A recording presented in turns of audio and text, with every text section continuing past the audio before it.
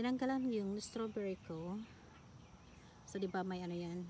May fabric yun. So, tinanggalan ko kasi, ayan o, tingnan nyo.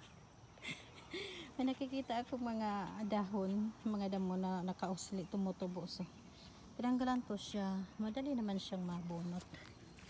Kasi ano siya, buhaghag na lupa. Ayan o. So, ginaganyan ko lang. So, kapag nabunot na to, hindi na yan tutubo kasi dala yung ano gamot. Kesa nakalagay yung fabric na hindi ko nabubunot. So, tinanggal ko na yung ano, fabric. Mas maganda na to. Grabe ang pawis ko. Tumutulo. Hindi ko na ipapakita. Nakakahiya. Baka may masilan dyan. So, grabe tumutulo yung pawis ko. So, ito yung maganda. Yung gustong gusto ko. Ano pa naman. Malilim pa dito. Kasi umaga 7 o'clock. So, kapag 7 o'clock, ganyan. Nandito ako sa garden. Bubunot-bunot. Kung may makita, nagdidelay ganun. So ngayon, I decided na tanggalin ko yung ano na yan. Fabric sa ano ko, sa garden. Sa strawberry. So bunutin natin. Pakita ko sa inyo yung ibang ano, plant mamaya. Madali naman siyang mabunot dito. Yan ang gusto ko kasi buhaghag yung lupa. Kaya to siya buhaghag mga lalabs kasi tinitil yan palagi ni hubby. So before tayo mag-garden, tapos pagkatapos mag-garden before winter na. So ayan, tinitil yan. So kaya maging malambot na yung lupa. Buhaghag na siya. Tapos kapag basa na, umulan, ayan, malambot na dito. Kaya kailangan naka-rainbow ka. Ayan, madali naman siya mapunot. Grabe yung pawis ko. Ito yung gusto ko kapag summer, pinagpapawisan, tumutulo, grabe.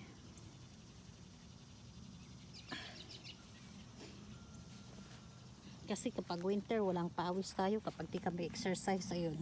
Diyan ka lang pagpapawisan. Di katulad dito, magbunot ka lang. Ganito lang, pagpapawisan ka na. Tingnan nyo yung ano ko. Jacket. Yung pinunyos. Huwag tawagin. Butas-butas na yan. Ayan. Ganyan yung mga walang pambili, mga lalabs. Mga butas-butas yung damit. Yung suot. Dito lang naman tayo sa garden pupunta. Okay na yan. Butas-butas. Grabe yung pawis ko. Pakita ko sa inyo yung ano natin garden. Yung whole garden. So ayan yung aquar natin. Malinis na siya. Inano ko na lang dito. So hindi ko na kanya na lang trim na lang. Ito yellowish pa siya pero mag-green to. Kapag hindi namatay. Ayan. Nag-ano tayo nagsunog. Ito yung kinaganda dito kasi pwede kayo magsunog sa labas. Hindi katulad doon sa ating tinitirahan namin. Yung neighbor mo makakita lang ng usok. Tatawag na yun ng pulis. Ayan, so ito yung beets natin. Hindi ko siya masyadong malinisan kasi ayan yung madadala yung mga beets kapag binunot ko yung damo. So, ayan ko na lang siya. Meron yan siya malalaki. Ayan. Ayan, I guess parang ready na yata to. Ayan, malaki na yan. Pang salad. Yung iba wala pa. Yung iba may malalaki naman. Ibang variety kasi to eh. Ayan, so di ko siya masyadong malinisan dito kasi nagdidikit-dikit. Sinaboy ko lang to. Ang liliit naman ang seeds kasi hindi ko maisa-isa yung itanim. Ayan na. Okay. So, iba-ibang variety yan. So, ito yung ibang corn natin. Yung iba yellowish pa, pero yung iba green na. So, ayan. So, bayo-yo lang tayo para maging okay na siya. Tapos, dilig. Parang ulan ngayon. Ayan. Binabunot-bunot ko to kapag ano na. Kailangan madala yung gamot para hindi na tumubo. Ito, parang ano to eh. Honeydew yata or cantaloupe. Ewan ko. Volunteer lang yan. So, maliit pa yung ibang corn natin, pero yung iba malalaki na siya. Ayan, mga volunteer lang yan. Yung iba pinagtra-transfer ko na. Kailangan ko pa yung na naman sila. So, ito volunteer lang, ano yan, ano yan, bell peppers.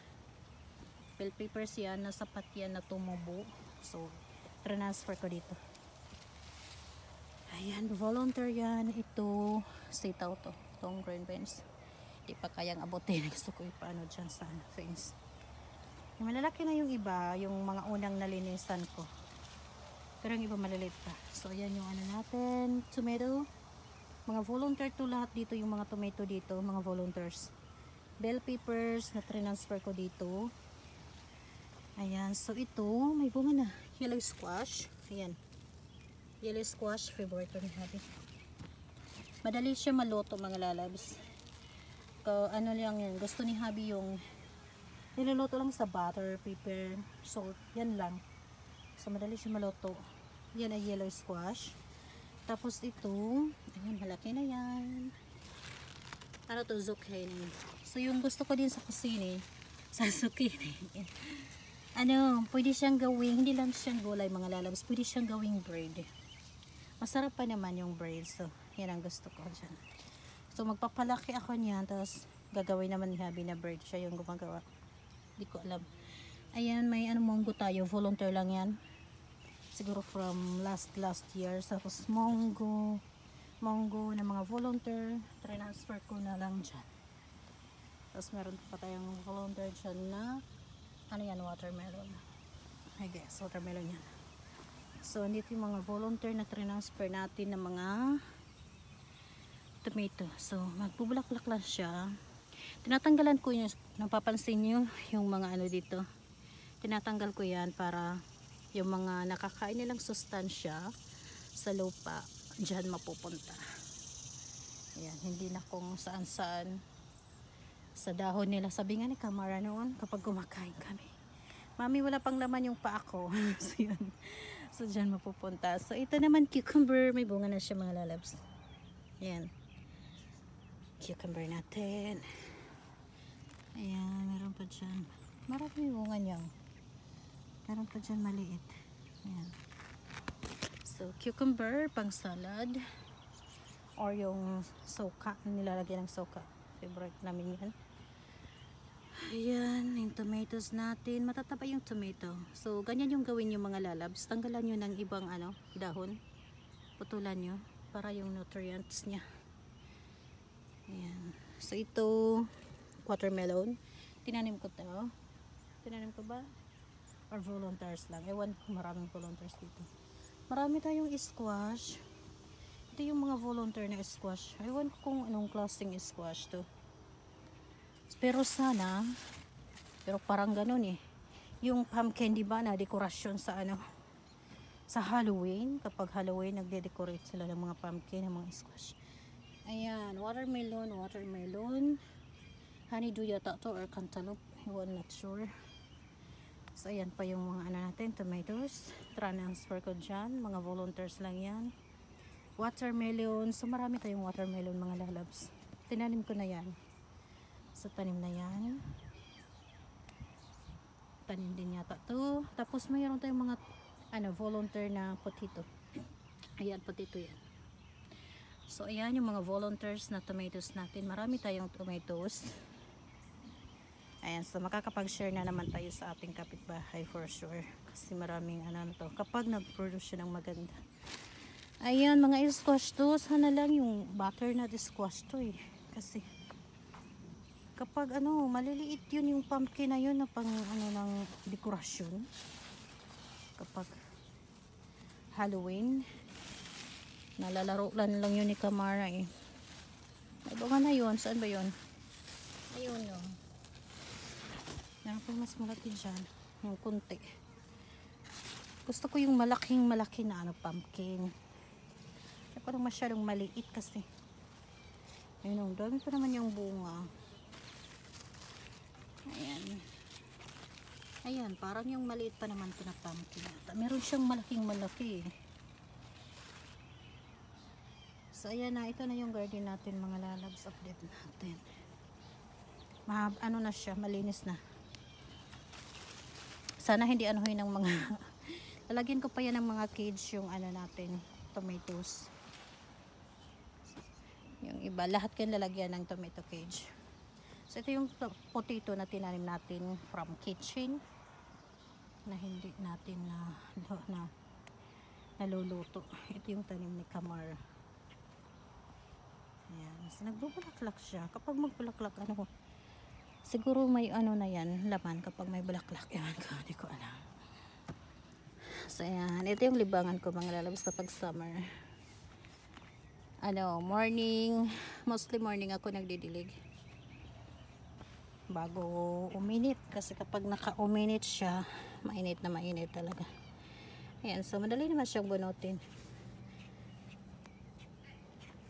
Buhaghag ang lupa dito. Pero dati yung first time ko din namin mag-garden ay parang cliff to dito. Bumili lang kami ng lupa. Yung parang sand din na ano, may pagka-sand na lupa. Bumili kami tapos inihalo namin dito sa garden. Kaya siguro medyo okay na to. Tapos ayan, kaya marami tayong volunteers. Kasi yung mga pinaggulayan natin, mga prutas, dito namin inilalagay yung eggshells. Ayan nga, meron tayong ano dyan ng ano, watermelon. Hindi namin nakain. Ayun, ayun yung malaki-laki na ano, squash. Ayan. Ayan. Sana yung malaki talaga yan. Yung kapitbahay ko dyan. Inana yung alaga niyang aso. Chinek. Ayan, yung ano, zucchini. So, ganun. Yung summer routine natin kapag umaga mga lalabs.